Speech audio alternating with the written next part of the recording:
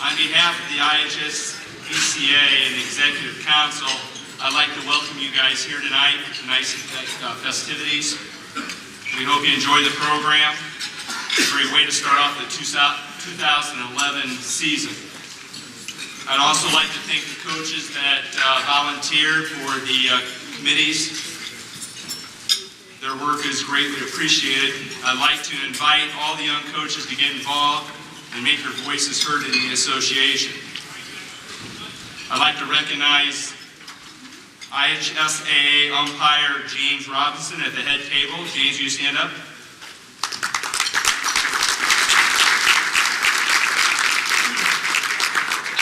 Also like to recognize IHSBCA. He's helped me so much in the entire executive committee throughout over my past 4 years anyways. He does a great job. It is now my pleasure to introduce Assistant Director of the IHSBCA, Brian Abbott. Brian.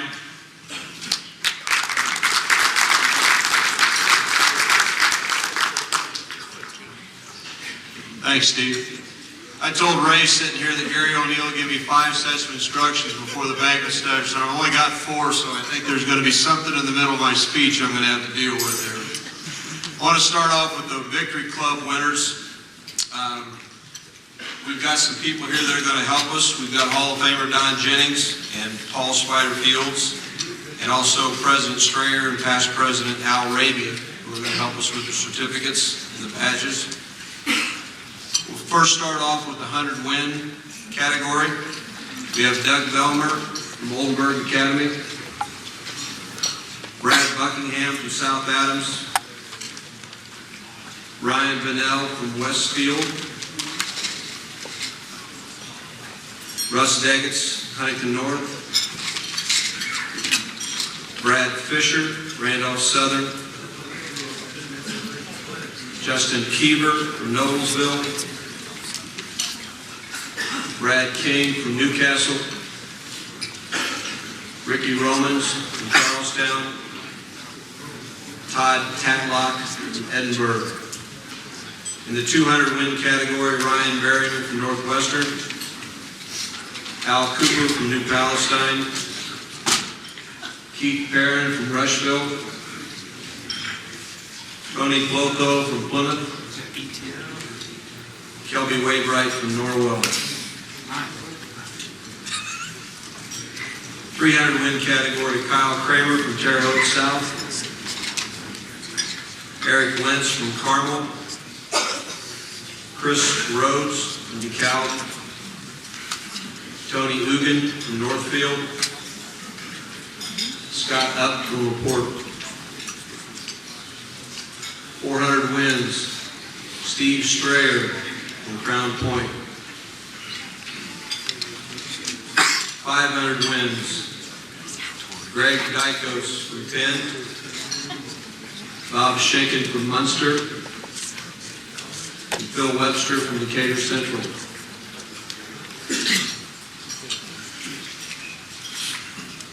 The 600-win category, Lloyd Michael from Hagerstown, and Bill Stout from Pendleton Heights. We also have a college coach who recorded his 200th victory this past season. That's Seth Zartman from Bethel College. Please give a round of applause to these gentlemen.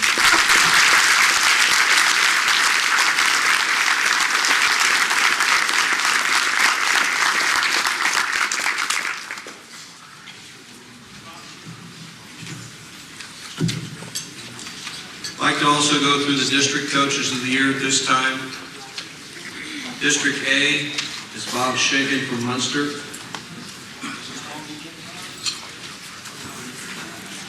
District B, Scott Up from LaPorte. District C, Brody Garber from Fairfield. District D, Dave Gender from Fort Wayne Carroll. District E, Steve Edwards from Kokomo. District F, co-coaches Al Cooper from New Palestine and Mike Larrabee from Yorktown. District G, Scott Sherry from Whiteland, Jerry Schoen from Hauser. District H, Brandon Pennington from Cambridge City, Lincoln. District I, Tony Ugan from Northfield. District J, Tim Bourdonnais from Lafayette Central Catholic. District K, John Froge from Crawfordsville. District L, Rich Andrew from Cathedral High School in Indianapolis. District M, Joe Klusner from Bloomington South. District N, Chris McIntyre from New Albany. District O, Terry Gobert from Jasper. And District P, Jeremy Jones from Evansville, Boston. Let's have a nice round of applause for these gentlemen.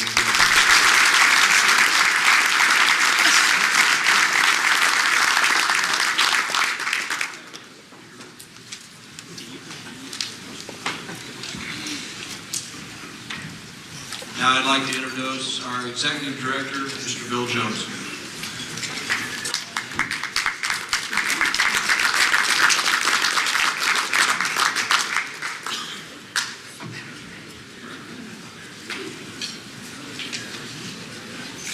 It's my pleasure to present the IHSBCA Jostens, who is our corporate sponsor, Coach of the Year Awards.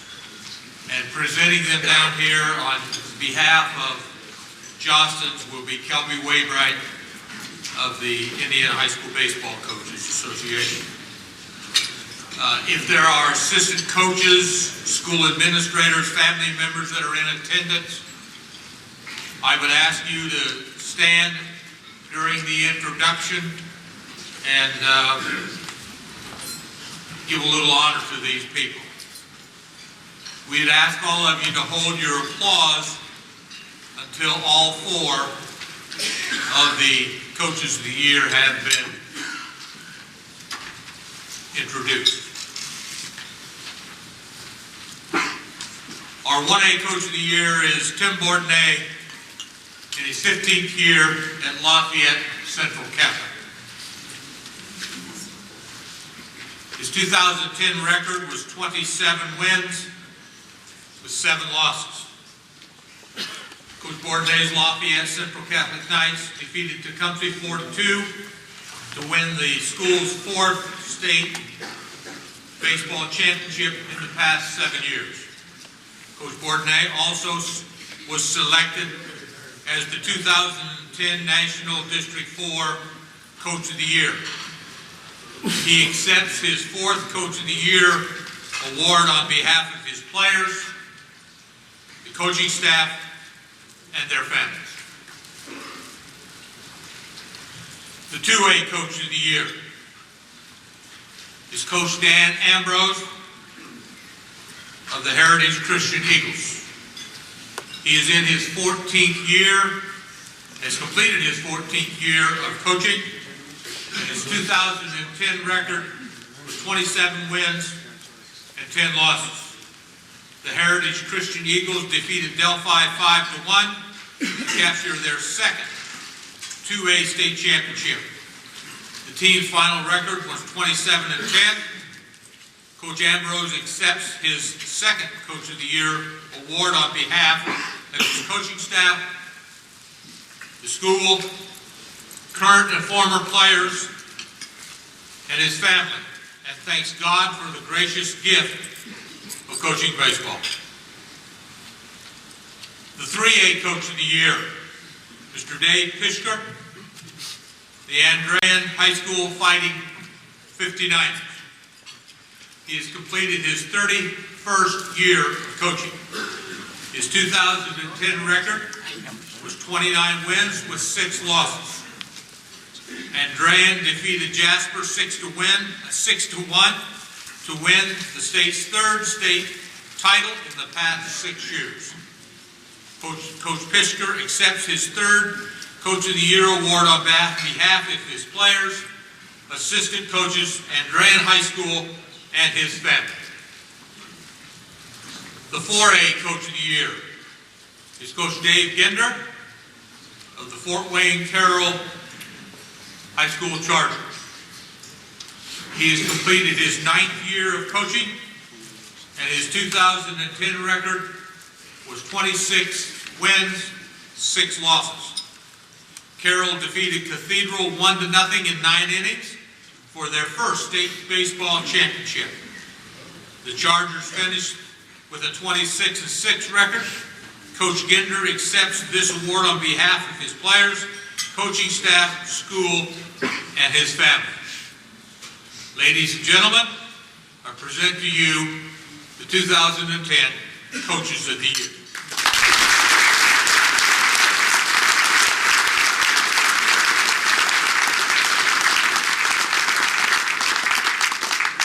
Now I turn it back over to Brian Evans.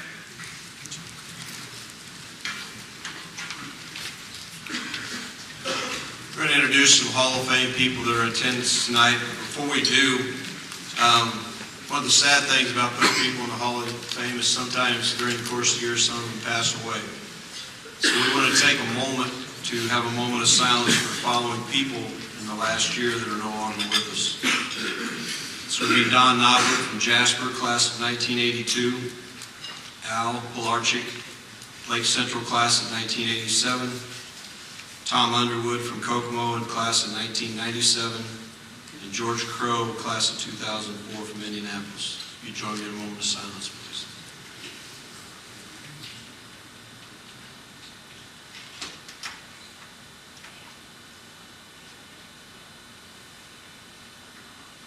Thank you. We're going to do this in reverse order, starting with the 2010 inductees that are here. Class of 2010, please stand and hold your applause till the end. John Froge, his wife Debbie. She didn't have to stand, John. Class of 2009, Mr. John Oliver from Plymouth, Mr. Mike Frame from Huntington University, Mr. Brian Dudley from Wapahani. Class of 2008, Lloyd Michael from Hagerstown, his wife Peggy, Dave Gandolf from Center Grove. Class of 2007, Terry Gobert from Jasper, Dyer Miller from New Paris, Decatur County, Joe Rademacher from Bar Reeve. Class of 2006, Dave Pishker, his wife Gretchen, Bill Stout from Pendleton Heights. Class of 2005, Bill Teterow from Martinsville, his wife Sharon. Class of 2004, George Ferris, Taylor High School. Class of 2003, Jim Hughes from Franklin County, his wife Mary Lou. Class of 2002, Harry Bradway from Lafayette, John Wirtz, Indianapolis Roncalli. Class of 2001, Ken Seitz from Hamilton Southeastern, and his wife Kathy. Class of 2000, Denny Cash from Noblesville. Class of 1998, Jake Burton from McCutcheon. Class of 1996, Gary O'Neill from Madison.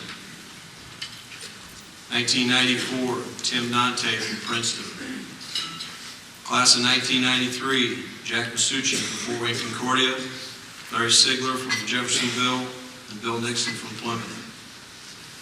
1992, Don Sherman from Huntington North, Dick Seiler from Elkhart Memorial. Class of 1991, Chris Stavretti from Fort Wayne. Class of 1990, Ray Howard from Jasper.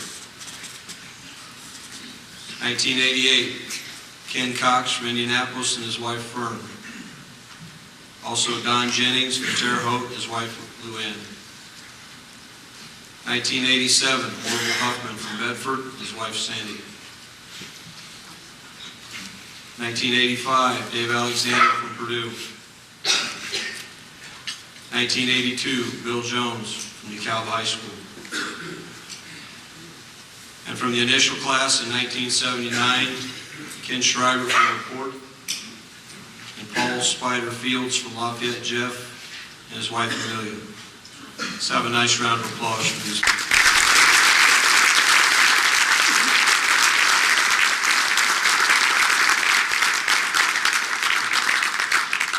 I'd like to introduce Gary O'Neill.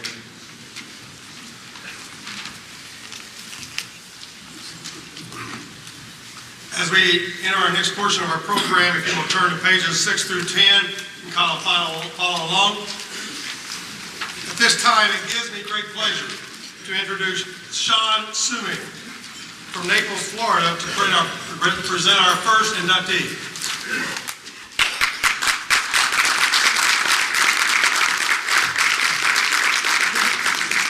I'm going to try to make this quick, but it's hard for me to be quick when I talk about someone that I got an opportunity to learn from, and I chose to go into coaching because of the man I get to talk about tonight. So, first of all, I don't know why I'm talking. In 13 years of coaching, I've signed 2 Penn players, and thank you. I appreciate that. And I thought that I would have an inroads there. I didn't get that. And in my 4 years of playing under him at Penn, we were responsible for 22% of his losses over his 23 years of coaching. The best part about that is I didn't have to live there. Greg, unfortunately, you had to live in that same house. I don't know how it went for you there. But trying to find a way to talk about him tonight, I thought the best thing would be to take some of the things. There's 2 things that I took from him that I try to implement every day with what we do. And one is just a tremendous work ethic. Obviously he showed up to the field every single day with enthusiasm and a plan that was to help create a chance for us to win as many games as possible.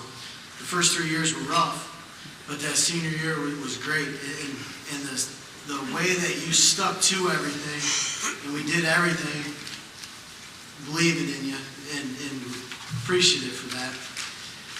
When you talk about creating an atmosphere of community and the Penn baseball family, I thought with their camps that you did, the work ethic that you put towards your summer camps and winter camps, you don't see that.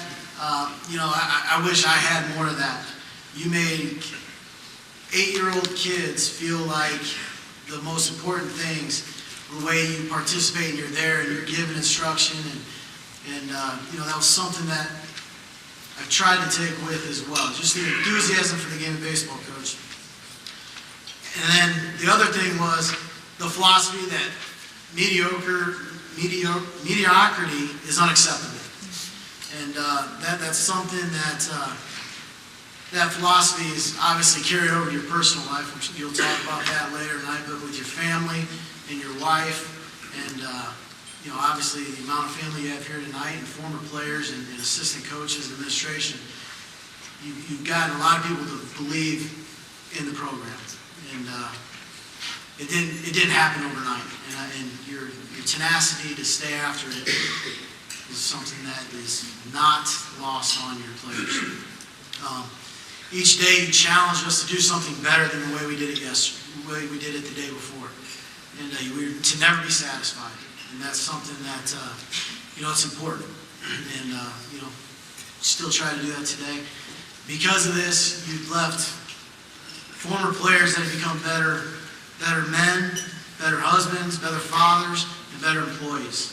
So it's a great honor for me to present to you the 150th member of the Indiana High School Baseball Coaches Association Hall of Fame, inductee Greg Dykes from Penn High School.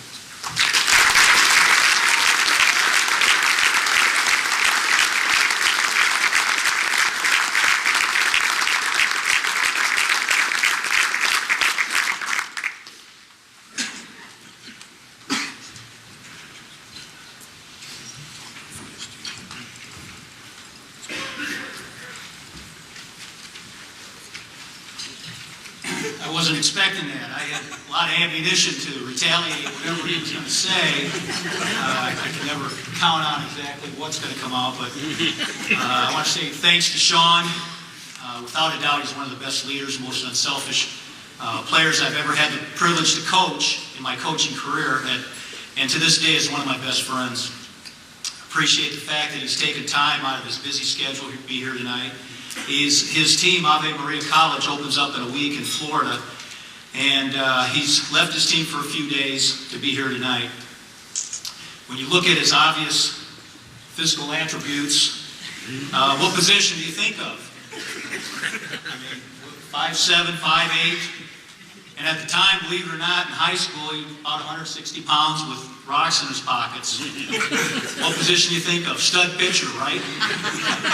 Well, Sean thought so as well, but stupid me couldn't see it, and I felt I needed him more with his butt behind the plate, and he became the starting catcher of my first state championship team. Probably cost him a pitching scholarship. We've talked about that before. But he never held that against me, and I thank him for that. I'm glad he doesn't hold grudges. When preparing my speech tonight, I remember the main reason why I went into teaching and coaching profession in the first place. You know, I can remember every coach, baseball, basketball, football, I've ever had, right down to my first Little League coach, Mr. Perchley.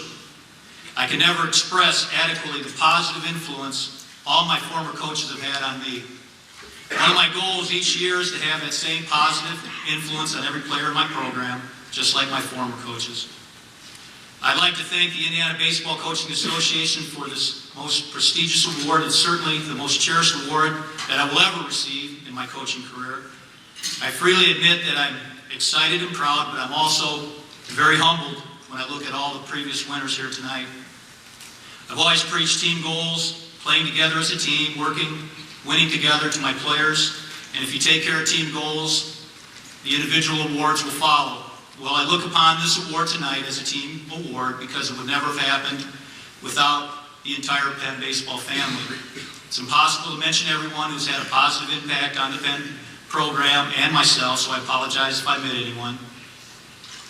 I've heard Superintendent Dr. Jerry Thacker comment on several occasions on the athletic teams at Penn High School when addressing the Penn parents and community. He says you must have the following triangle to have a successful athletic team. He says great parents, great players, and great coaches. Well, I believe he leaves out one essential ingredient, however, and that is you have to have a great and supportive administrative staff. I would like to thank Dr. Thacker, Athletic Director Ben Krasiak, Principal Steve Hope, for providing all the support and essentials I need to have a successful program. I'd like to thank my former coach, college coach, Bob Rickle at Ball State University. The opportunities he gave me opened many doors in my life that I wouldn't have had otherwise. The opportunity to play pro ball, get a college degree, get a teaching and coaching job at Penn High School. I'd like to thank Chuck Wagner. I could not have asked for a more knowledgeable mentor than Chuck Wagner, who was head coach when I first started my coaching career at Penn High School. This man was brilliant. When he retired from coaching baseball, he recommended me for the job. I remember the interview with Athletic Director Fred Mensinger, Principal Mick Kepler. They asked me what changes needed to be made in the baseball program at Penn, and I remember my response. I told them absolutely nothing. 30 years later, I'm still running the same defense and offensive schemes that Chuck used, with slight variations, obviously. I even use the same signs that he used. Matter of fact, everyone knows my signs except my own players, so you can ask my opposing coaches that. One of the secrets in developing a strong program is to surround yourself around great people. I'd like to give special thanks to assistant coaches Tom Sinar and Jim Kamkiewicz, who came in on the ground floor and helped me develop the Penn program into what it is today. I'd like to thank all my past, especially Sean Sume, Joe Higginson, Aaron Stoltz, John Lease, Matt Smith, Johnny Hemmer. I want to thank you for leaving your mark on the program and making it better. I'd like to thank my present staff, along with Jim Kamkiewicz, Sean Gallagher, Joel Reinbold, Tom Stanton, Lucas Fry. Again, I expect these guys to take ownership of the program and coach it as if they were the head coach and making it the best they possibly can be. You know, Sean mentioned he was responsible for what percentage? 22%. When I first started coaching in the Northern Indiana Conference, I competed against Hall of Famers Jim Reinbold, Lenny Bushkowski, and Dick Seiler. Needless to say, I took my lumps early in my career, But I'd like to thank these guys for allowing me to pick their brain and giving advice to help a young coach. And to this day, I call these three gentlemen friends. I'd like to give special thanks to Jim Reinbold for the countless times he came out to my practices and worked with my players. The players, as well as the entire coaching staff, benefited immensely from these workouts. One of the things I love most is the friendly but intense rivalries with coaches that you have a mutual respect for, and coaches you can go to and exchange ideas. These guys understand the amount of work necessary in getting a team ready for the baseball season. I give special thanks to Dave Pishker from Andrean and Scott up of LaPorte. I tell you, I've started 0-2 in more seasons than I care to remember. These two guys, my first two games of the season. But win or lose, our team always went away better because they saw how the game was supposed to be played and what to strive for at Penn High School. I'd like to thank all my family members who are here tonight to share in this honor with me. They braved the winter conditions from Flint, Michigan area, as far north as Black Lake near the Mackinac Bridge, to be here tonight. And I appreciate all you guys for coming. I love you guys. I'd especially like to thank and dedicate this award to my wife Sally, my sons Gregory and Garrett, and my daughter Sarah, who've sacrificed, gone without family vacations, family get-togethers, because of my coaching career commitments. And now my daughter-in-law Jackie, and my grandsons Tyler and Reed. You guys have been my greatest fans, support, my greatest source of strength, and I love you all. One does not achieve an award like this unless he's had excellent coaches, players, parents, a supportive administrative team, and most importantly, a loving and unselfish wife and family. I certainly have been blessed in all these categories. This award is for the entire Penn baseball family. Thanks to all that are part of our family.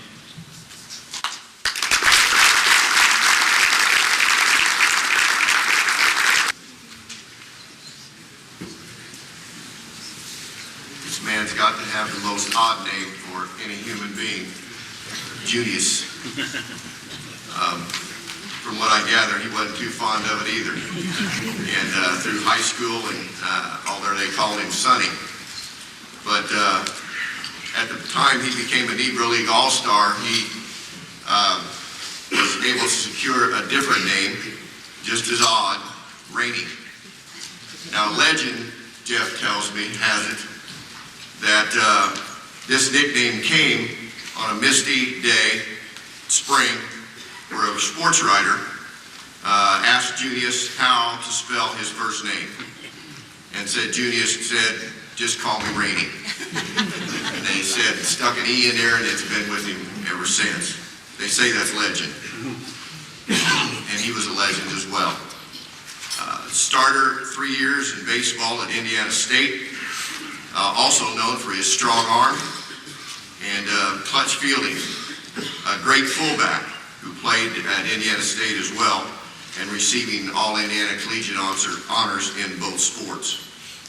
After he signed in 1936 to play college ball and started his professional career in the Negro League, quickly became an all-star in 1937, hitting .404. He played also for the well-known Kansas City Monarchs from 38 to 42 and was on a championship team in 3 of those years that he played with them. After his career came to an end, still helping students and players, he was a teacher at Crispus Attucks High School for 25 years. His brother tells me Oscar Robertson, you know, name he threw out, played that big round brown thing that bounces, was a pretty good pitcher as well, but I guess the basketball got in the way of the little white baseball. But he taught there for 25 years after leaving baseball, and before his retirement, also finished teaching 2 years at Indianapolis High School. It's a privilege for me to introduce, to accept on his behalf, Jeffrey Bibbs, the 151st inductee, Junius Rainey Bibbs.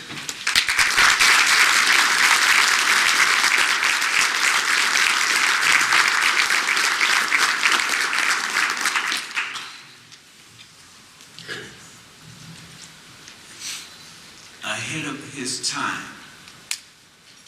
That's a statement as a child I heard often, not really knowing what it really meant. As I got older and learned more about the Negro Legs, I understood what it meant. And for my grandsons who are hearing this for the first time, it meant that he would have played in the major leagues had it been a different time.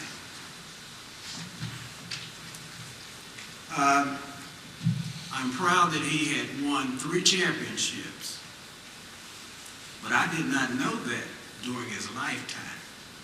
I had to read it in a history book. It's because he talked about baseball and different things that occurred, but he never told me the magnitude of his playing that game.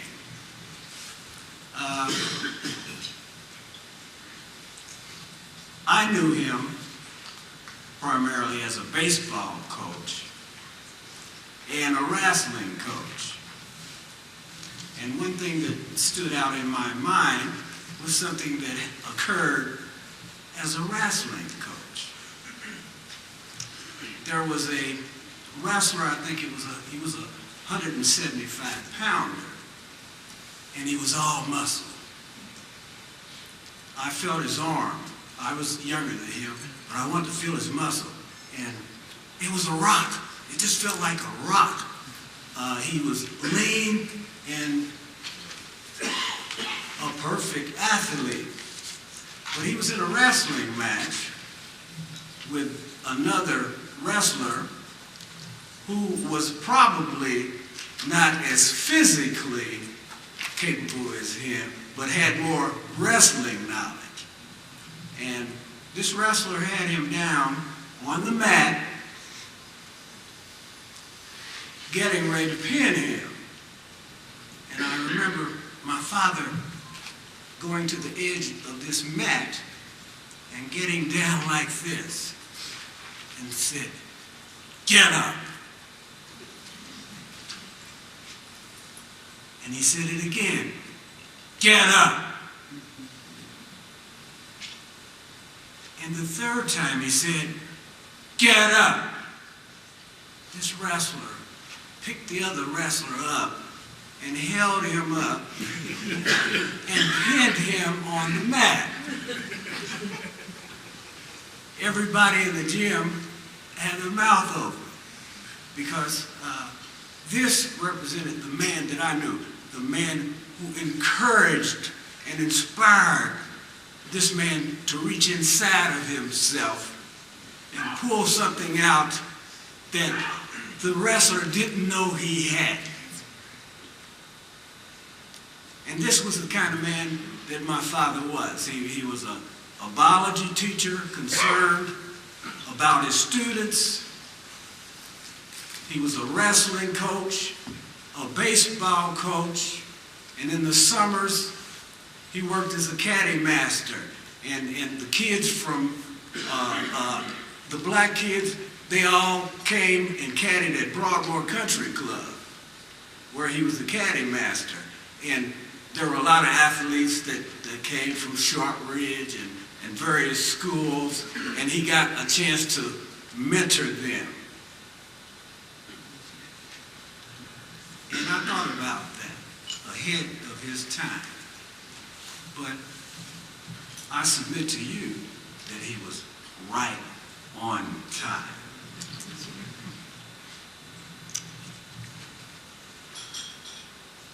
For my family, my father, and myself, I proudly and humbly accept this honor. Thank you.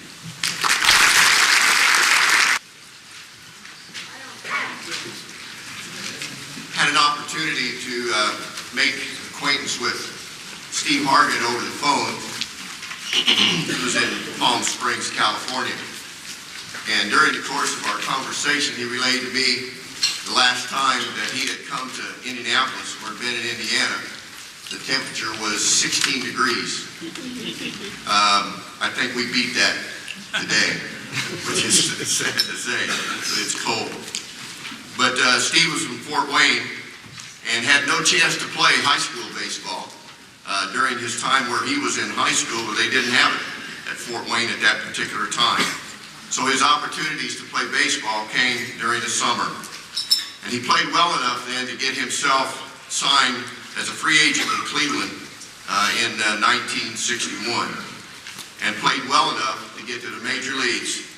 First time major league game, 1965, at the ripe old age of 22, and had a 12-year career with the Cleveland Indians and a 16-year major league career. 1967, an American League All-Star, won 14 games that year, and 6 of those were shutouts, in which he was the co-leader of that with Mel Stoudemire that year. Now lives in Palm Springs, California, and welcome, if you will, the 152nd inductee into the Indiana Baseball Hall of Fame, Steve Hargett.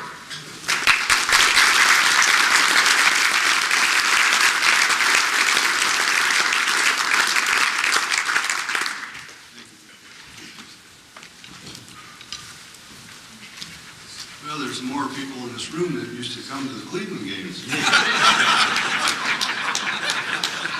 I'd like to thank the Hall of Fame for inviting me. This might be the only thing to get me away from the Palm Springs and the 91 degrees.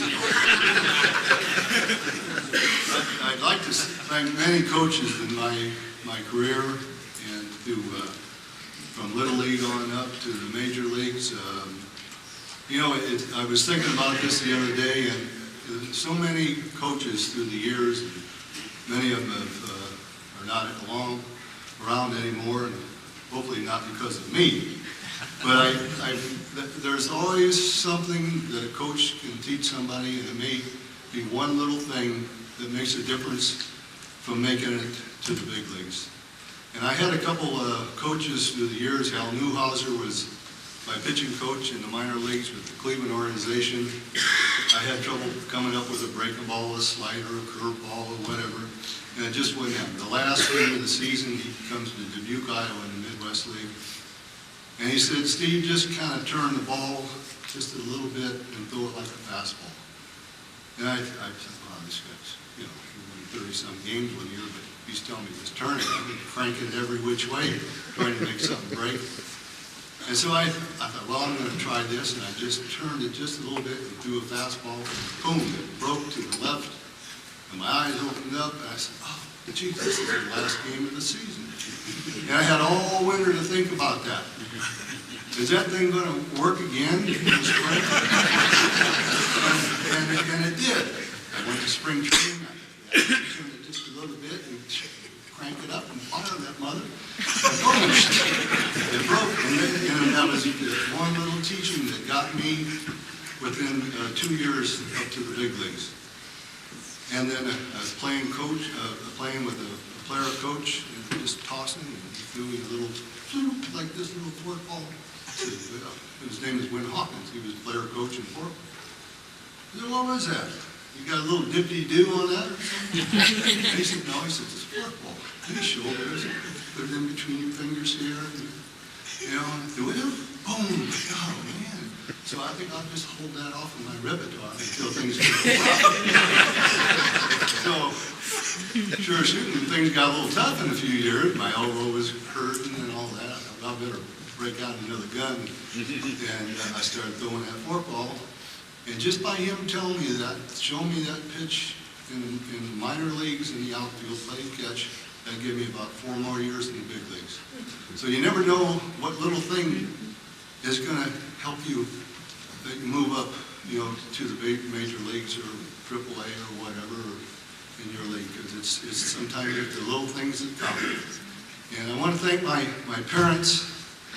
Oh man, I used to beat my dad's shins up. They look like washboards. I throw, and I've got a neighbor across the street.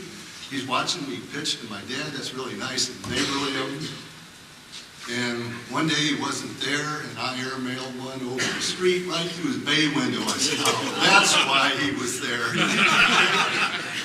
So anyway, I appreciate the Hall of Fame, the coaches, for inviting me back here to this chilly country.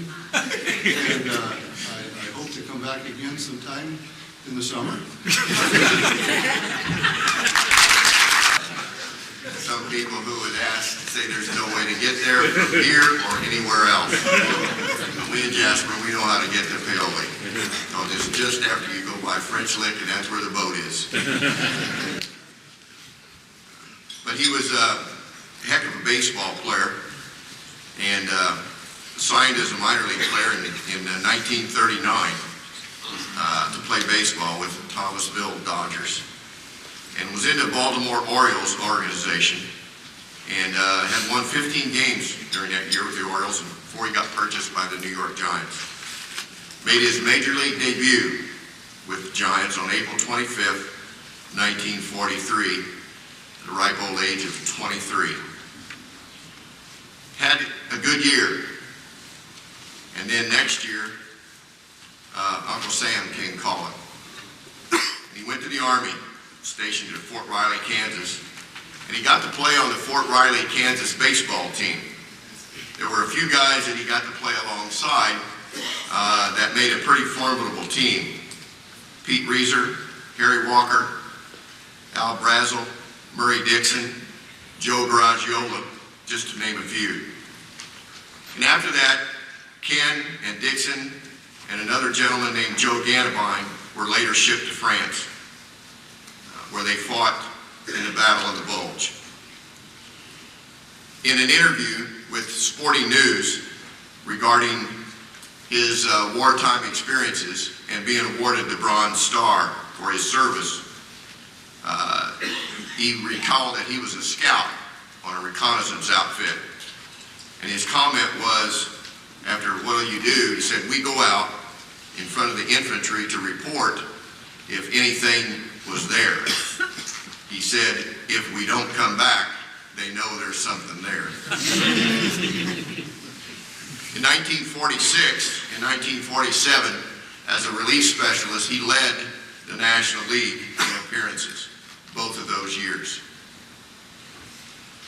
We are glad to have with us this evening his great-granddaughter, Samantha, who is going to accept this award on behalf of her great-grandfather, Kenneth Trinkle, the 153rd inductee to the Indiana Baseball Hall of Fame.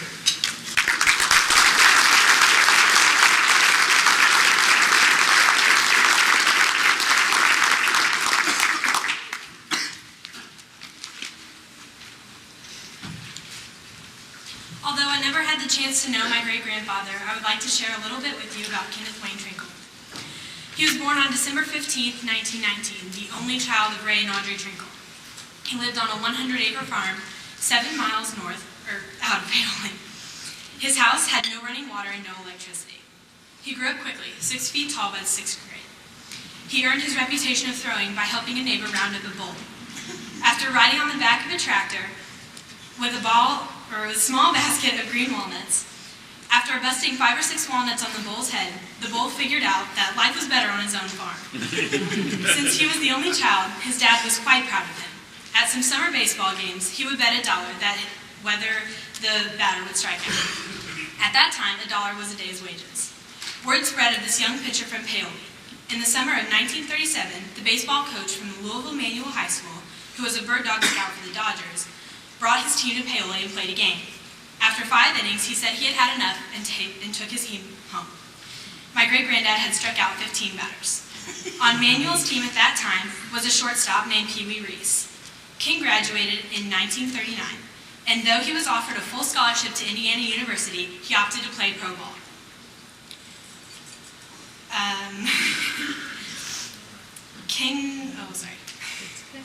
This was the first night he had not slept in his home on the farm. The next 3 years, he played for the Baltimore Orioles of the International League. On April 25th, 1943, he made his debut with the New York Giants. During that season, his dad had the opportunity to see him play in Cincinnati. That was the first time Ray saw his son play as a professional baseball player. In the fall of that year, while at home in his farm in Paoli, at the supper table, Ray asked him what the catchers were doing with their fingers in the crouch position. My great-granddad explained that the catcher was signaling for the type of pitch he wanted. If the catcher didn't know what type of pitch he was going to throw, he couldn't catch the ball. Ray thought that was stupid because he always caught his brother Clyde, who chewed slippery elm and threw harder than his son. They left the supper table to see who was correct. My great-grandfather must have won because his dad ended up with a broken leg that he had the rest of his life until his dying day at age 64. On September 18th, 1943, he entered the military service at Fort Riley, Kansas. Because he was raised on a farm, he was assigned to the cavalry.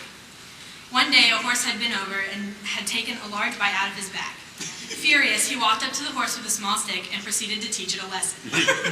He was caught by a commanding officer who told him he could be replaced, but a good horse was hard to find. He played baseball for the Army, and on that team were other major leaguers, including Pete Reeser, Harry Walker, and Joe Garagiola. Later, he was sent to Europe, where he was assigned to the front lines. He was awarded the Bronze Star in the Battle of the Bulge. In the fall of 1945, the war came to an end and he was back on the farm. Being back, he was working with the cows again. One night, a stubborn cow wouldn't enter the barn, and after a few too many tries to corral the cow, he became very irritated and picked up a large geode rock. He threw the rock at the cow with such force that it completely severed the cow's leg. By November 1945, he was back with the New York Giants. He had 48 appearances in 1946, 62 appearances in 1947, and those together led the National League with the most appearances. In 1948, he appeared 53 times, and in 1949, he appeared 42 times for the Philadelphia Phillies. In 1950, he pitched for the Toronto Maple Leafs, and then back to Baltimore in 1951 and 1952. He ended his career in 1953 for the Louisville Colonels. One of his most embarrassing times as a pitcher was pitching against the Cleveland Indians. During an exhibition game, he was matched with Bob Feller, his idol. The score was tied 1-1 in the 7th inning, when my great-grandfather came up to bat with a runner in scoring position. After having 2 fastball strikes against him, he hoped to have a curveball thrown to him. He didn't see how anyone could hit Feller's fastball. The last thing he saw was the ball appearing about 1 foot from his head. He fell flat on his back yelling as the umpire called strike 3. He was always thankful that his dad had the opportunity to see him play that day. The Indians won 2-1. On August 9, 1949, Jackie Robinson stole home against him in the 5th inning. He had always said that the 2 batters that caused him the most trouble were Duke Snyder and Stan Musial. Most people didn't realize the speed of Stan Musial. One game in St. Louis, Stan went 3 for 4 against my great-grandfather. My great-grandfather fielded the ball 3 times. Ken died at the age of 55 on May 10, 1976. My family would like to thank the members of the Veterans Committee and give a special thanks to Mr. Mike Sibbett for the nomination. We are most appreciative of this induction to the Indiana High School Baseball Coaches Association Hall of Fame. My great-grandfather would have been very proud.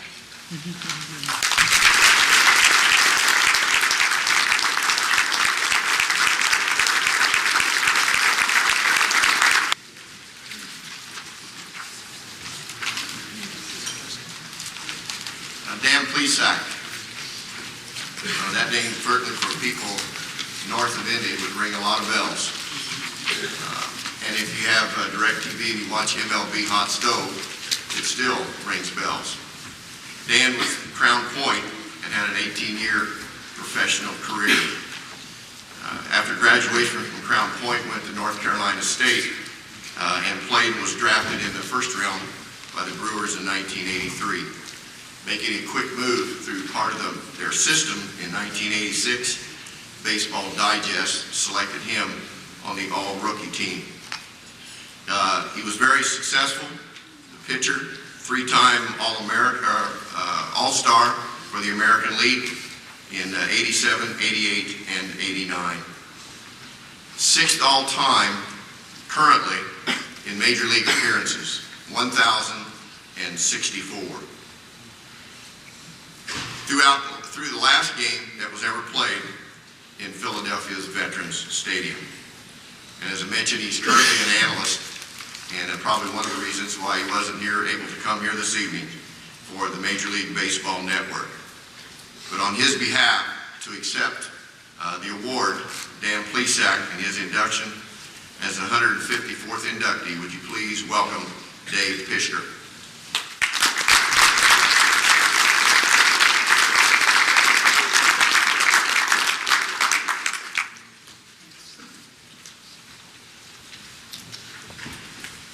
And first like to thank Ken Schreiber for nominating him. And sorry he couldn't be here today with his prior commitments to Major League Baseball Network. He's honored to be chosen and proud to call Indiana home. Without Indiana high school baseball, said there would be not the wonderful 18-year career that he was able to have. Without high school at Crown Point was going to be the beginning of a great lifelong friendship and journey with Major League Baseball. The lefty then came up with this to me. He said, "Dave, do me a favor and quote either Bobby Knight or Shakespeare." Think about that for a minute. If you remember the Knight quote when he said about his critics, "Turn me upside down," and just imagine Shakespeare in that. Just can imagine that.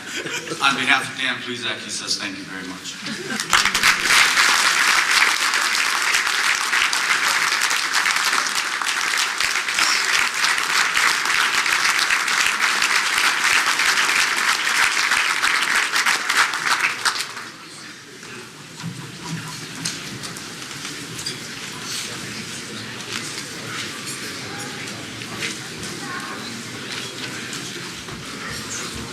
At this time, I would like to have the designated Hall of Fame members go to the new inductees tonight with the official IHSBCA Hall of Fame cap. And I would like the recipients to stand alongside the Hall of Fame members. And then I would like to read an item to you. Be your man tonight, Coach.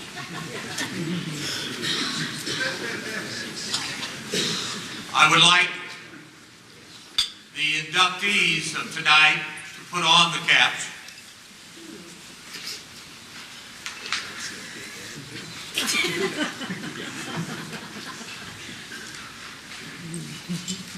And then I would read the following, which is on the inside cover of the program. This was given to us by a granddaughter of a Hall of Fame inductee back in the early 2004 year. And follow along, please.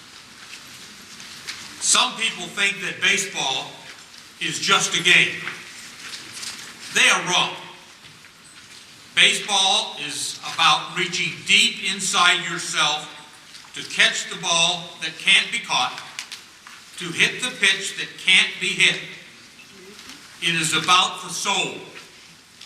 Baseball is about bad hops, bad breaks, bad throws, and bad calls. It's about striking out and making errors.